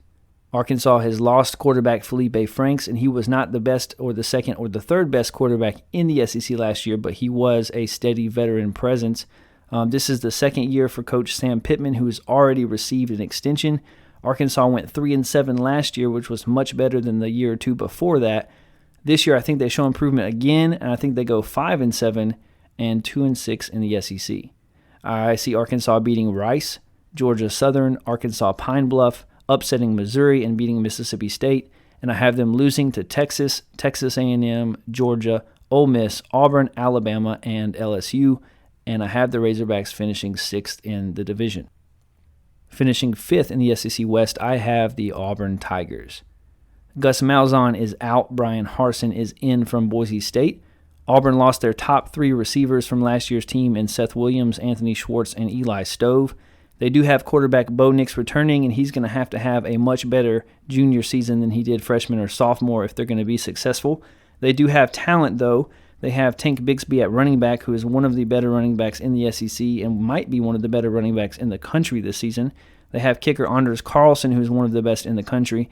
And they do have a lot of returning offensive linemen with experience, but those offensive linemen are going to have to come together and play much better as a unit if Auburn's going to have success this year. Last year, Auburn went 6-5. This year, I think they go 8-4 and 4-4 in the SEC. I think Auburn beats Akron, Alabama State, Penn State, Georgia State, Arkansas, Ole Miss, Mississippi State, and South Carolina. And I think they lose to LSU, Georgia, Texas A&M, and Alabama. Finishing 4th in the SEC West, I have the LSU Tigers. Ed Orgeron is in full rebuild mode after winning the national championship. They had a disappointing season last year. This year they're breaking in 2 new coordinators, but of course they have plenty of talent. Last year they went 5-5. This year I think that they go 8-4 also and 4-4 in the SEC as well. I think LSU beats UCLA, McNeese, Central Michigan, Mississippi State, Auburn, Florida, Arkansas, and Louisiana Monroe. And I have LSU losing on the road to Kentucky, at Ole Miss, at Alabama, and versus Texas A&M. Finishing 3rd in the SEC West, I have the Ole Miss Rebels. Ole Miss returns quarterback Matt Corral, who had a prolific season last year, but they also return most of their defense, which may or may not be a good thing. Ole Miss's defense was absolutely horrible last year. They were horrible. And if they can put a defense on the field this year that is league average, I think they have a chance to really surprise some people. Lane Kiffin is a good head coach. Last year, Ole Miss went 5-5. This year, I think they go 8-4 and 5-3 in the SEC. I have Ole Miss beating Louisville, Austin Peay, Tulane, Arkansas, Tennessee, LSU, Vanderbilt, and Mississippi State. And I have them losing to Alabama, Auburn, Liberty, and Texas A&M. I have Ole Miss finishing 3rd in the SEC West. Finishing 2nd in the SEC West, I have the Alabama Crimson Tide. Alabama and Nick Saban lost a lot of talent from their offense in quarterback Mac Jones, running back Najee Harris, wide receivers Devontae Smith and Jalen Waddle. They do have a new quarterback stepping in who is, of course, a 5-star recruit in Bryce Young. Last year, Alabama went 13-0, won the national championship. This year, I have them going 11-1, losing only on the road to Texas A&M, which means that the team I have winning the SEC West and finishing in first place, the Texas A&M Aggies. Texas A&M does lose quarterback Kellen Mond, but they have running back Isaiah Spiller, who is one of the best in the country, and Jimbo Fisher, who is a great head coach. And their recruiting has picked up tremendously in the last couple of seasons, finally providing them the depth, the quality of depth at each position necessary to compete with the top teams in the SEC. Last year, Texas A&M went 9-1. This year, I'm going to predict that they go 12-0. A couple of key games to watch are versus Alabama and at LSU. So those are my predictions. I have Texas A&M finishing first, Alabama finishing second, Ole Miss third, LSU fourth, Auburn fifth, Arkansas sixth, and Mississippi State seventh. If I'm being honest, which I always am with you, my tools, I am not as confident in my SEC West predictions as I am in my SEC East predictions. I am pretty confident that Mississippi State and Arkansas will occupy the last two spots in the division, but the rest is up for grabs because Auburn, LSU, and Ole Miss, any of those teams could easily switch positions. I believe that Ole Miss will surprise teams, will have a great season, but if their defense looks like it did last year, they have no chance. And I picked LSU to finish fourth. I think that they will rebound. They do have a lot of talent, but they also had a lot of talent last year, and they were not a good football team. So LSU is a type of team that could make a big jump and finish second in the league, or they could be down at fifth. And then with Auburn, it's Brian Harson's first season on the Plains, and a lot of how their season goes will depend on their offensive line and their quarterback play. Because if Auburn's offensive line is better than expected, if they are one of the better offensive lines in the league, and they play ball control and run the ball with Tank Bigsby, they're going to have a better defense than advertised. They have good special teams. They could sneak up on some people. They could surprise some people. If their offensive line is not dominant, they could look lost. If Bo Nix does not show improvement, they could look lost. So between Auburn, LSU, and Ole Miss, that is my best guess that Ole Miss finishes ahead of the pack, and then LSU and Auburn. And even with Alabama and Texas A&M, it's hard to pick anybody over Alabama. Nick Saban is the greatest football coach in the history of college coaching. And I'm an Auburn fan, and I'm telling you, he's the best. But they lost a lot off of their offense. And we don't know what Bryce Young is going to bring, what he's going to look like. They still have talent on the offensive line and at running back. Their receiving group is going to be the worst in the last few years. It will still be good, but it won't be near what it was the last couple of years when it was a stable of NFL wide receivers. And with Texas A&M, it hangs on the quarterback position.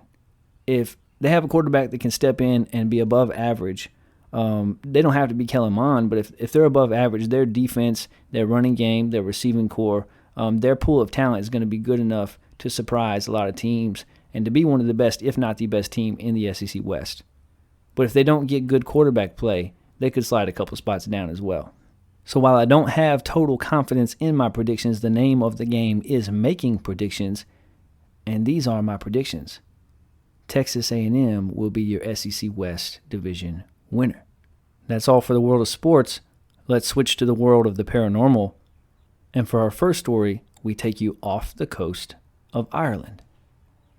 Did sea monsters attack 2 German U-boats off the coast of Ireland during World War I?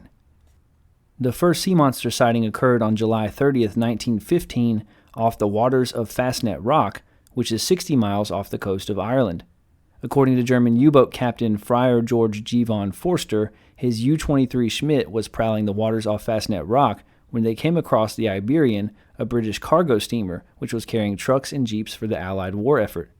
The German sub fired a torpedo at the cargo ship, creating an immense hole in her bow, sending all 61 crew members and vehicles to a watery grave.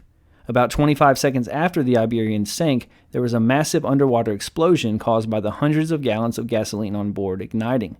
The explosion set off a massive water plume, sending wreckage in all directions and badly damaging the German U-boat. Aside from sending wreckage everywhere, the explosion allegedly sent some sort of giant sea monster 80 feet into the air. According to the submarine crew, the creature was described as a 60-foot-long aquatic reptile similar to a crocodile with a head that tapered to a point, a long pointed tail, and 4 webbed feet. We'll never know for sure what they saw or if it was actually a sea monster at all, but based on their description, the crew saw a mosasaurus, an aquatic reptile that was supposed to have gone extinct 66 million years ago. 3 years later, on April 30th, 1918, a British patrol boat off the coast of Ireland spotted a German U-boat and fired a torpedo, but did not receive any returning fire. The Brits were surprised because they were expecting a battle to ensue and were further shocked by how willing the Germans were to surrender. According to German U-boat commander Captain Gunther Kreck, the previous night the crew surfaced to recharge the sub's batteries, but as they floated up, a massive sea monster crawled up on the side of the vessel. The creature apparently had giant eyes, devilish horns, and rows of knife-like teeth. According to the crew, the creature attacked the forward-mounted gun, latching on with its mouth in an attempt to tear apart the ship. The terrified crew fired their guns, but it barely deterred the creature. The monster twisted the sub upside down, and moments away from sinking, the soldiers unloaded their guns on it in one last-ditch effort, finally managing to dislodge the creature. The sub was so badly damaged the Germans couldn't submerge below the waves before the British arrived. Critics point out that there is no evidence that either of these events actually happened. The Iberian was sank by Captain Friar George G. von Forster's U-boat, and Captain Gunther Kreck was actually captured by the British with no fight, but there is no evidence of sea monsters. Captain Kreck's sea monster attack story isn't the only one by far, but the records were sealed after the completion of the war. People involved with British intelligence wanted to share their experiences at sea, but were barred from speaking publicly about their experiences. Yet Inez McCartney, historian and marine archaeologist at Bournemouth University, remains sanguine about the notion of sea monster attacks. He believes that the only true seaborne threats during the First World War were the submarines themselves. However, Gary Campbell, who runs the official sightings records for the Loch Ness Monster, believes that an actual monster did indeed attack the U-boat, according to The Guardian. The area of sea where the attack took place has a history of sea monster sightings. They've ranged from the north coast of Wales to Liverpool Bay, he said.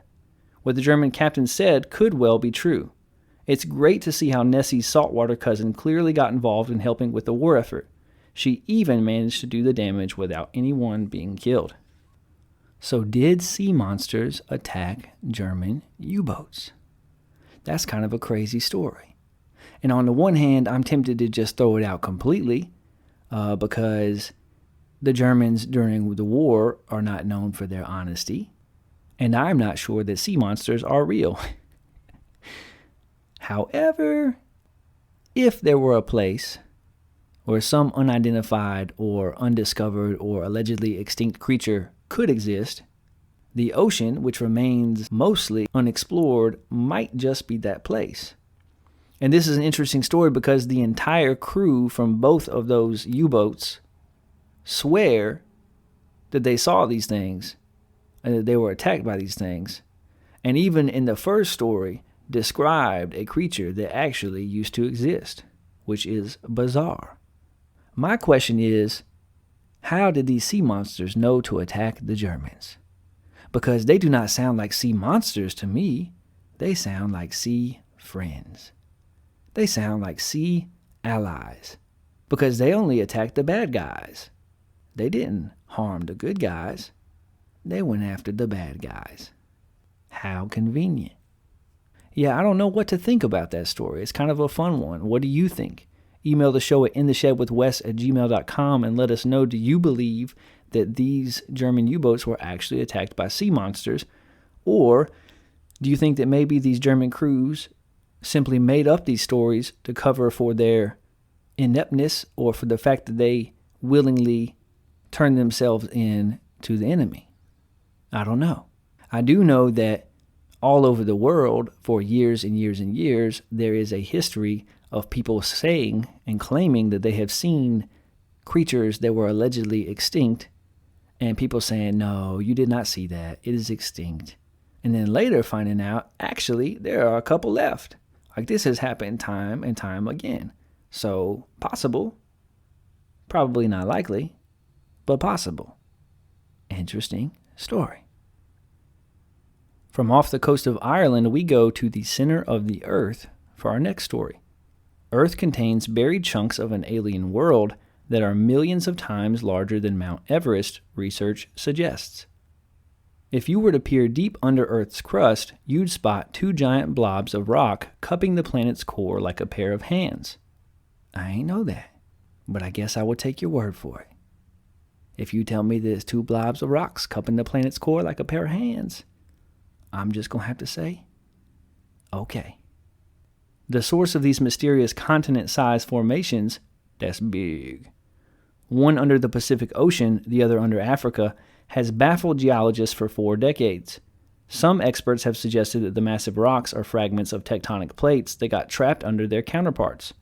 But according to new research, their origin may be otherworldly. A group of scientists from Arizona State University suggested the blobs are remnants of a Mars-sized planetary embryo named Theia, which struck Earth in its infancy 4.5 billion years ago. I'm not going to lie. Whenever I read something and scientists are like, this happened 4.5 billion years ago, my first response is, yeah, right. Like, how you know? Were you there? Did you see it happen? Who told you this happened 4.5 billion years ago? And I know scientists have ways to figure these things out and to age things, yada, yada, yada. I believe science. Don't get in my inbox. Don't get at me. I'm just saying, if I'm honest, my first response is, how do you know? But if you tell me that is so, I guess I am inclined to believe you because you know a lot more than I do. The impact is thought to have turned Earth's surface into a sea of fiery magma and caused it to shoot out enough planetary debris to create the moon. Say what? That's how the moon was created? Because a planet ran into Earth? And then like a chunk just floated away and it's like, ooh, the moon. That's wild. Kian Yoon, the lead researcher behind the findings, studies geodynamics at Arizona State. He thinks that following the ancient collision, parts of Theia may have sunk and gotten preserved deep in our planet's mantle, the semi-solid layer between the Earth's crust and core. Those pieces are millions of times larger than Mount Everest in terms of volume, according to Yoon. Geologists discovered these chunks. Their technical name is large low-shear velocity provinces, if you say so, by sending seismic waves down into the planet. Under both Africa and the Pacific Ocean, the speed of these seismic waves slowed to a crawl, suggesting an area of rock denser than its surroundings. The animation below, based on a 2016 analysis, shows the size of these areas. According to Yoon, these blobs are between 1.5 and 3.5% more dense than the rest of Earth's mantle and hotter. I have never said the word mantle more times in my life than in this article. If the planet Theia was rich in iron and highly dense, Yoon's model showed any pieces of it that broke off when it hit Earth would have sunk deep into our planet's mantle. There it is again. There, they could have accumulated undisturbed rather than getting mixed into the rest of the, you guessed it, mantle. It's also possible denser chunks of Earth's crust sank into the mantle and joined them, contributing to the blob's growth over time. Figuring out what these slabs are made of is challenging. Their deepest parts are 1,800 miles under our feet in the part of the mantle closest to Earth's outer core. They're 621 miles high and 2 to 3 times wider than they are tall. But scientists have figured out that the plumes of hot rock and magma from some Icelandic and Samoan volcanoes came from these blobs. By analyzing this magma's makeup, researchers can glean insight into the composition of these mysterious buried chunks. According to a 2019 study, some elements in the volcanic plumes date back to about 4.5 billion years ago, if you say so, when Theia supposedly hit Earth. The idea that the impact between a tiny planet and Earth helped form the moon has been around for more than 45 years. But a problem with that hypothesis is that scientists haven't found any evidence that Theia actually existed. Wait a second. They don't even know? Then what is this article even about? You telling me the moon was made when some planet named Theia collided with Earth, and then you're going to tell me that, but we don't even really know that there was ever a planet named Theia. You out here just making stuff up, Mr. Yoon. And he go to Arizona State. Everybody know Arizona State is a party school. That is a party school. Let's talk to the scientists of Yale. or Harvard or Dartmouth. One of these very well-to-do schools, not Arizona State where they be doing keg stands every other weekend. My goodness, they don't even know if they ever existed. A 2016 study suggested that that's because Earth and Thea's cores fused together. Another idea put forward in 2018 posits that when the planets collided, both were almost completely vaporized. According to that thinking, Earth becomes a rapidly spinning mass of molten and vaporized rock called a synestia, then collapsed back into a molten planet. Part of that spinning mass became the moon, and Thea was no more. A third theory, called the hit and run, according to Yoon, is that Thea just glanced off Earth, and chunks of one planet or pieces from both combined to form the moon. But the moon's composition matches Earth's almost exactly, which suggests that it contains very little of Thea. Yoon's new findings, which will soon be published in the Journal of Geophysical Research Letters, may finally offer proof that Thea was in our solar system billions of years ago. It sounds like it offers zero proof. It sounds like Mr. Yoon is just writing an article saying maybe this happened, or maybe that happened, and we have no way to test it, and we really don't know it all. But I'm going to say that there was a planet called Thea, and if there was a planet called Thea, it may have run into the Earth 4.5 billion years ago, and if it ran into the Earth at the right angle, maybe part of the Earth glanced off and floated into outer space and possibly resulted in the creation of our moon. Well, Mr. Yoon, maybe so. Or maybe the moon is made of cheese. Prove me wrong. Our next story takes us to the California coast. Leaked Navy video appears to show UFO off of California's coast. A newly leaked Navy video appears to show an unidentified flying object disappearing into the water off of California, according to a clip obtained by a documentary filmmaker and shared with NBC News. The video was captured in July 2019 by Navy aircraft and recorded in the USS Omaha's Combat Information Center, according to the filmmaker Jeremy Corbell. The clip appears to show a spherical object flying above the water for a few minutes near San Diego before it vanishes. San Diego, favorite city of my Memaw. Yeah. It splashed, military personnel can be heard saying in the video. The Defense Department confirmed that the clip was recorded by Navy personnel and said that it will be reviewed by the Pentagon's Unidentified Aerial Phenomena Task Force. Phenomena. Do-do-do-do-do-do. Phenomena. Do-do-do-do. Phenomena. Do-do-do-do-do-do-do-da-da-da-da-da. A panel established last year to gain insight into the nature and origins of such objects. The video was published a few days before 60 Minutes aired an interview with two former Navy pilots who recalled having been dispatched to investigate multiple anomalous aerial vehicles that descended 80,000 feet in less than a second. The incident also occurred off of San Diego in 2004. One of the pilots, Commander David Favor, told 60 Minutes that personnel found a little white tic-tac-looking object moving above the water before it disappeared. Seconds later, his ship, the USS Princeton, said the object reappeared on its radar 60 miles away. Christopher Mellon, a top defense official in the Clinton and George W. Bush administrations, said in an interview that there was a lot of continuity between recent reports of unidentified flying objects and reports dating back decades. What we're seeing are a number of distinct and different things, he said. Sometimes we're seeing a 50-foot object that can travel at hypersonic speeds and seemingly go into orbit or come down from altitudes of potentially above 100,000 feet. Mellon said the stigma associated with reporting such phenomena, I already did the song, has long kept witnesses quiet, a sentiment echoed by Lieutenant Commander Alex Dietrich, one of the Navy pilots interviewed by 60 Minutes. Over beers, we've said, hey man, if I saw this solo, I don't think I would have come back and said anything, Dietrich said, because it sounds so crazy when I say it.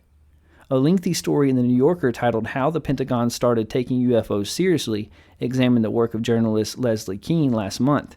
Kean co-wrote an article in the New York Times 4 years ago reporting that the Pentagon was spending millions of dollars on a threat identification program to examine unidentified aircraft that moved at high velocities with no apparent signs of propulsion. This is wild. Like, years ago, if you talked about UFOs, which they now call UAPs, I hate that they changed that, by the way. Years ago, if you talked about UFOs, people would write you off as being crazy. But now, we're at the point where there's almost no denying it. Like, even our Navy and the Pentagon and our government is openly saying, yeah, we see these things too, and we can't explain them. We're not sure what they are, and we're trying to figure out if they're a threat. Like, that in and of itself is crazy. And even now, we have seen that when people in the past have talked about seeing these things in the sky, and they have been made fun of, and they have been maligned, and they have been shouted down, that a lot of that was actually done intentionally to silence them and to discredit them. And I don't know what these things are. I don't know if it's technology of foreign governments. I don't know if it's some type of unmanned drone. I don't know if it's some type of projection and not even a physical object at all. I don't know if it's some interdimensional creature. I don't know what it is.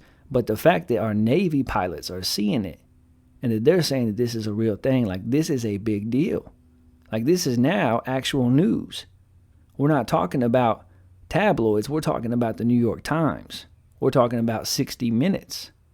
And our country and other countries' governments are starting to say these things are taking up our airspace and we don't know what they are, and maybe they're a threat. I certainly can't explain it, but I'm glad to see that at least people who have mentioned these things in the past can now at least experience a small trace of vindication, and to know that there is some credibility to the things that have been said by people over the course of decades. So much is coming out about this stuff now, and I know that here this month or next month, the government is having to release a report about their research into UFOs that was a part of the coronavirus package. And I expect that there will be a lot of redacted information. The government is not big on telling us things when they do not have to. But I am looking forward to seeing what they do say. And I am looking forward to learning more and to figuring out what's happening in our skies and apparently in our waters. And trying to see what this is all about. It's a wild time to be alive. Our Navy out here seeing UFOs. And they're not the only ones.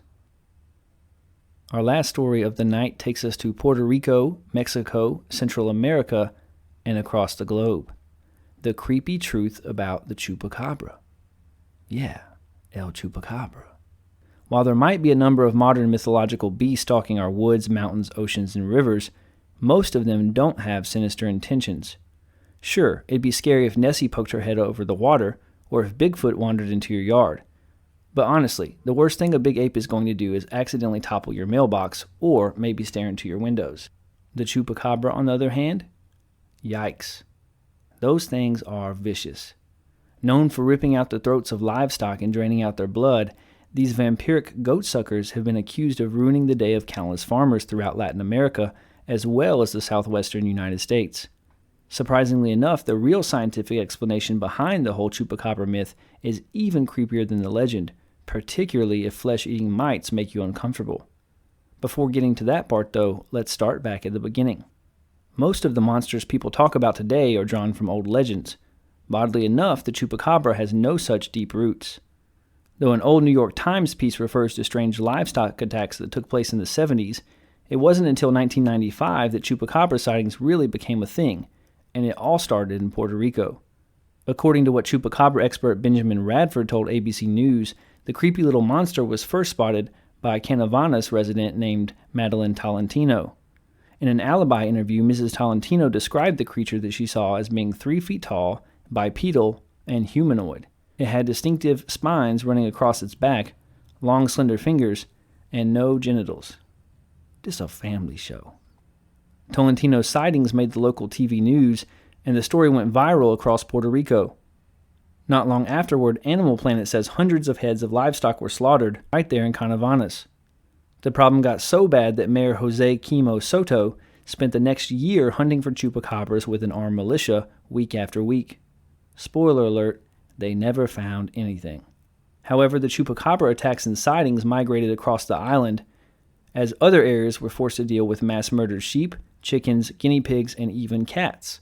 The local issue soon spread to the mainland as chupacabra sightings popped up in Florida. A new legend had been born.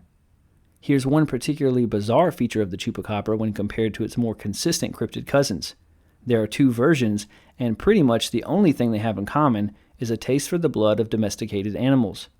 Most of the early Chupacabra sightings as documented by the New York Times lined up closely with Tolentino's description of a humanoid reptilian, often with glowing red eyes, a long forked tongue, and the distinctive array of spines across its back.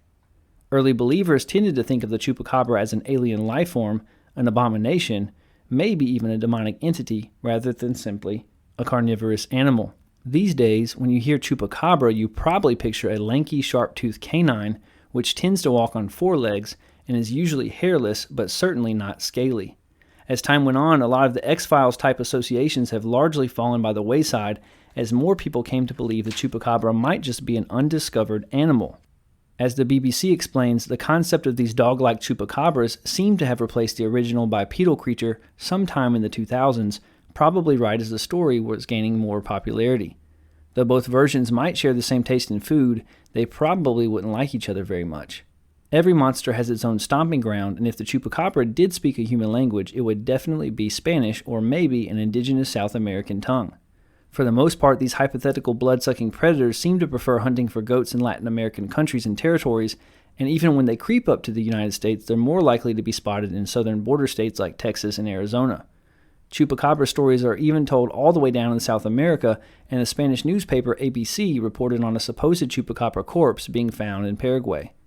Probably part of this is just because when people claim to see strange woodland monsters in Canada and the US, they don't think Chupacabra. They think Sasquatch or maybe the Jersey Devil. However, Chupacabra sightings do sometimes occur in weird locations. As ThoughtCo points out, there have been sightings as far north as New Jersey and Michigan, and one report even came all the way from Wixfordshire, England.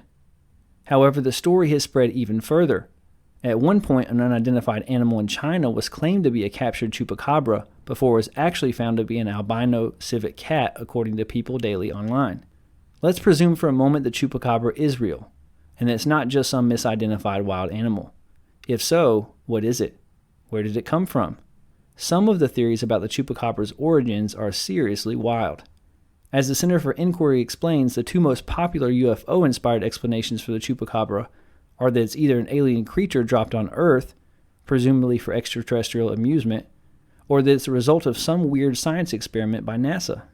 Who knows why NASA would be genetically engineering blood-sucking monsters instead of, building rockets, but hey, that's the theory. The NASA Frankenstein notion grew popular enough that according to Animal Planet, NASA spokesman Brian Welch was forced to publicly deny the theory, groaning that before this it was the face on Mars, and before that it was modifying the weather, before that we were beaming radiation from satellites to make people impotent, and so on. Apparently, you can only deny conspiracies so many times before all the fun is sucked out of it. The bizarre origin stories don't end there. Some claim the Chilean military discovered Chupacabra eggs, and Benjamin Radford has discussed how the disaster caused to Puerto Rico by Hurricane Hugo in 1989 is often tied to the goatsuckers' supposed escape from the island. Probably the weirdest theory as described by ABC is the belief that HIV and AIDS were caused by the Chupacabra's vampiric tendencies.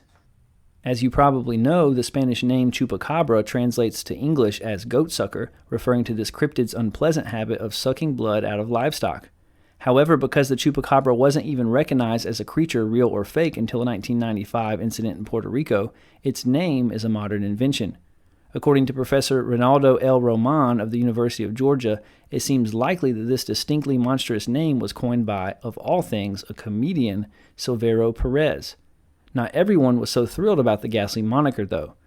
UFO investigator Jorge Martin pushed for the creature to be renamed EBOS, a Spanish acronym meaning alien biological entities. Unfortunately, acronyms are never as catchy as a good horror movie-style label, and Chupacabra won the battle. Somewhat amusingly, it seems like the name Chupacabra actually predated the violent sightings. ABC News says the term appeared in a 1960s episode of Bonanza, though it was used in reference to a type of bird that supposedly sucked milk from nursing mama goats, i.e., goatsuckers. Not quite so creepy as the Chupacabra everyone knows about. If you were stalking the internet back in the good old days of yore, aka the 2000s, way before the MySpace reference in Iron Man became outdated, there's a good chance the name Chupacabra brings back memories of a certain nightmarish photograph taken in Los Angeles, which seemed to show the terrifyingly realistic head of a Chupacabra having been severed, held up, and mutilated by some kid with a stick. If you weren't horrified by the thought that the Chupacabra was real, you were horrified by the grotesque animal rights abuses depicted in the photo. As it happens, though, this photo was never supposed to be a hoax, even though it became one. The image was actually the creation of an artist named Charlie White. He referred to this particular image as Highland Park, and it belongs to a photo series called In a Matter of Days. According to Snopes, White's photo series was intended to depict an array of accidental encounters with monsters in Los Angeles, symbolizing moral decline within Western civilization. Yes, you were supposed to feel bad for the mutilated Chupacabra in the image, as White's concept was based on making these horrific monsters seem less horrific than humans. In 2007, a Texas nutritionist named Phyllis Canyon was struck by a Chupacabra problem, according to Huffington Post. Despite her best efforts, Canyon's ranch kept getting raided by an unseen predator that killed 28 of her chickens, ripping out their throats. One day, Canyon stumbled upon a profoundly weird dog-like corpse on the side of the road. The dog's body had tough, hairless blue skin, steel blue eyes, only 3 toes on each foot, a pronounced overbite, and strange pouches on both sides of its tail. The Texas rancher was pretty sure she had just discovered a Chupacabra, so she brought this Texas blue dog home, had it stuffed by a taxidermist, and now keeps it in her living room. She also tested it, and according to Canyon, the blue dog came out as a hybrid of a coyote and a Mexican wolf. An array of similar-looking Texas blue dogs popped up all over the state. A local Houston news station asked animal control expert Claude Griffin about the matter, and Griffin said people in the area were specifically inbreeding different types of canines for the sheer purpose of letting them go, catching them, and claiming they'd found a Chupacabra. So yes, the blue dogs were real, and yes, they were canines. But here's the interesting thing. Just because these animals were canines, it doesn't mean that they were also Chupacabras. Because, have you ever heard of scabies? Don't scratch. Also known as the 7-year itch, scabies is caused by little flesh-eating mites, and while it seriously sucks to have them as a human being, they're a lot worse for canines.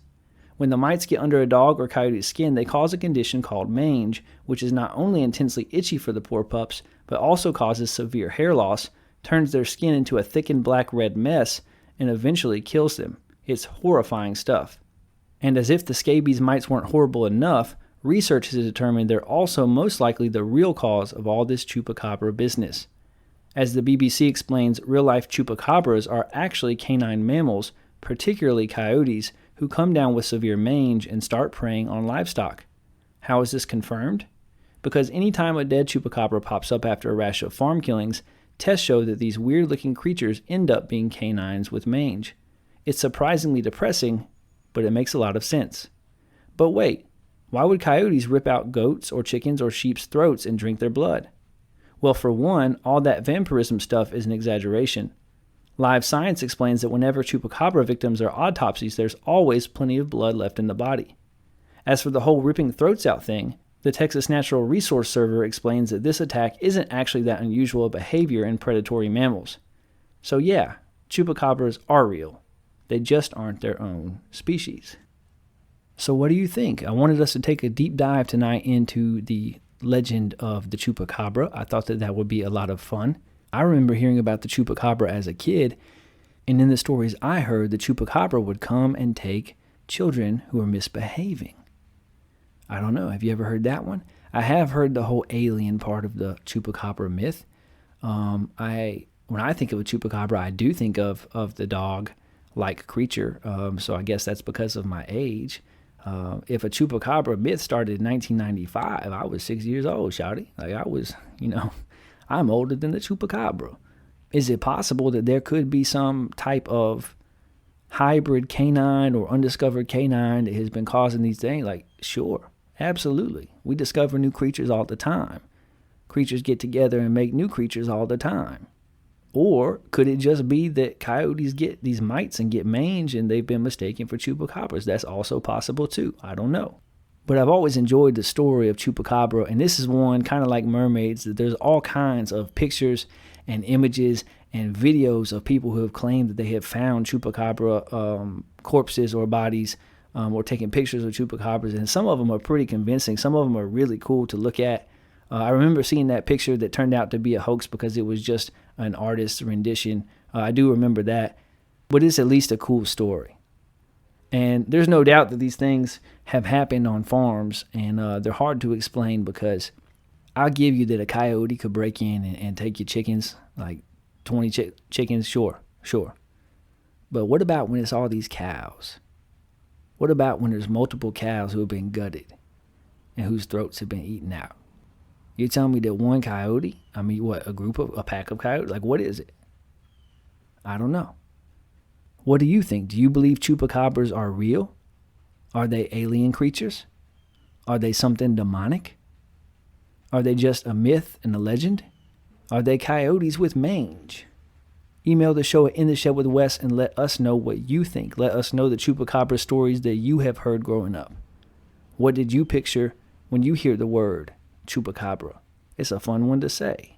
Probably the most fun name to say of any cryptid that I've heard of. Chupacabra. I like it. So that's the history of the chupacabra. Interesting story. Fun to think about. And possibly explained by science. That's all for this week. You don't have to go home, but you can't stay here. I can't either. It's back in the house and out of the shed for me. Thanks again for listening to episode 15. Make sure to subscribe, like, share, and review. It really does help. If you have any paranormal experiences, opinions about sports, or politics that you'd like to share, you can email the show at intheshedwithwes@gmail.com. Again, that's intheshedwithwes@gmail.com. I might even read it on air. Look for us on Spotify, Stitcher, Amazon Music, Apple Podcasts, iHeartRadio, or wherever you listen to podcasts. And make sure to follow us on Twitter at InTheShed4. Tune in again next week when we'll hit the headlines, talk NBA playoffs, and take a deep dive into the legend of black-eyed kids. This has been In the Shed with Wes Anderson, the best news show in the land covering politics, sports, and the paranormal. Have an adventurous and fulfilling weekend. I'll catch you tools later. Peace out, Boy Scout. Memaw, we made it!